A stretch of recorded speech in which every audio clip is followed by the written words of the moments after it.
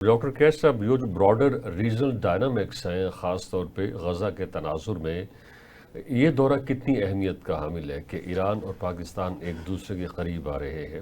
ابھی آپ نے اپنی گفتگو کے دوران یہ ذکر کیا تھا کہ جی ہو سکتا ہے آنے والے دنوں میں پاکستان اور ایران کے سامنے یہ چیلنج آئے کہ پاکستان کو یا پھر ایران کو اسرائیل کو تسلیم کرنا پڑ جائے، جبکہ فلسطین کا ایک الگ ریاست کا وجود بھی وہ ہمارے سامنے آئے۔ تو ایسی صورت میں کہ جی چونکہ فلسطین کو اب ایک آزاد ملک کی حیثیت حاصل ہو رہی ہے، تو یہ دونوں ملک اسرائیل کے وجود کو بھی تسلیم کریں، تو ان دونوں ملکوں کا قریب آنا اور پھر جو مڈل ایسٹ ہے اس وقت وہاں پہ جو چل رہا ہے، اس حوالے سے کتنا اہم ہوگا، کتنا چیلنجز بھی ہوگا۔ ظاہرہ یہ کوئی آسان بات نہیں ہے اسرائیل کو تسلیم کرنا، اگرچہ اس کی قیمت یہ بھی ہو کہ فلسطین جو ہے اس کو آزادی ملتی ہے اور ایک آزاد ریاست کا سٹیٹس وہ حاصل کرنے میں کامیاب ہو جاتا ہے۔ دیکھیں، جہاں تک فلسطین اور اسرائیل کا ایشو ہے، تین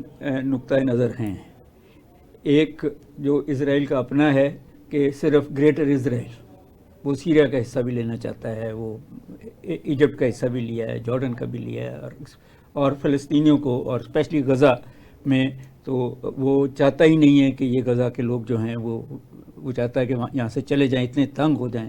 اتنے لوگ 70,000 کے قریب لوگ مر گئے، 75% بچے۔ اور دوسرا جو ویو ہے وہ ایران کا ہے، اور وہ یہ ہے کہ وہ اسرائیل کو تسلیم ہی نہیں کرتا اور سمجھتا ہے کہ یہ وہاں جوش اسٹیٹ رہنی ہی نہیں چاہیے اور صرف فلسطین کی اسٹیٹ۔ اور تیسرا جو انٹرنیشنل کمیونٹی کا، اور ہمارا بھی شاید وہی ہے، 2 اسٹیٹ سولوشن، جو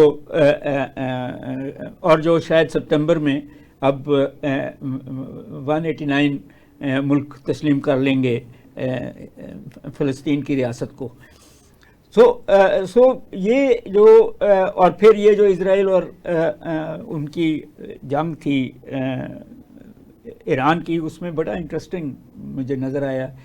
اسرائیل نے اٹیک کیا یہ کہہ کے، جس طرح وہ غزہ میں بھی لوگوں کو مارتا تھا، سیریا میں بھی مارا ہے، لیبنان میں بھی مارا ہے، ایجپٹ بھی ڈرتا ہے، جارڈن اس کے ساتھ ہے، تو ریجن میں اور اس کا خیال تھا کہ سعودی عرب اور یو اے ای وغیرہ بھی اس کو تسلیم کر دیں گے۔ ایک آدھ نے کیا بھی ہے ابراہیم اکارڈ میں، جو نہیں ہوا۔ تو اس جنگ میں پہلی دفعہ یہ ہوا کہ تہس نہس کر دیا ایران نے اسرائیل کی ڈیفنس کو بھی اور اسرائیل کے شہروں کو بھی، اسپیشلی ان کا حیفا جو پورٹ ہے۔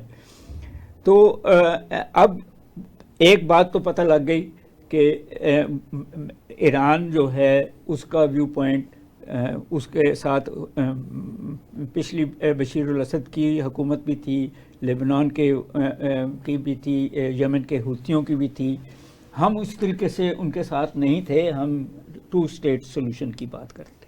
اب ہونا یہ ہے کہ میرا خیال ہے اسی سال کے اندر زیادہ تر ملک جو ہیں وہ فلسطین کو 2 اسٹیٹ سولوشن کو تسلیم کریں گے۔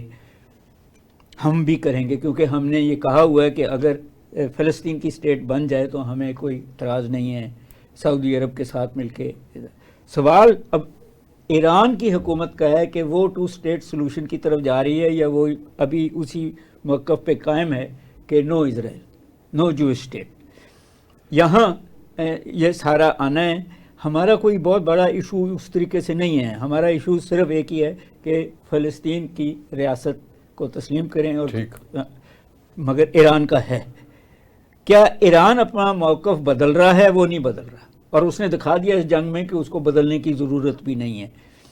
بٹ دوسری جو بڑی انٹرسٹنگ بات تھی وہ یہ تھی کہ اسرائیل نے بھی حملہ کیا اور امریکہ نے بھی بام مارے کہ جی ایران کو ایٹمی طاقت بننا نہیں دینا، جس کے برعکس یہ ہوا کہ اب بن رہی ہے ایران کی حکومت، اور بلکہ روس کے ڈپٹی چیئرمین سیکیورٹی کونسل نے بھی مالدیو اور اس نے نارتھ کوریا کے بھی ڈکٹیٹر نے کہہ دیا کہ جی ایران کو نیوکلیر پاور بننے کی ضرورت نہیں، ہم 4 نیوکلیر بام ایران کو بھیج دیتے ہیں۔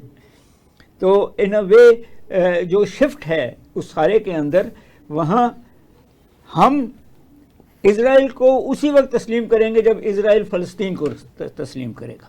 صحیح.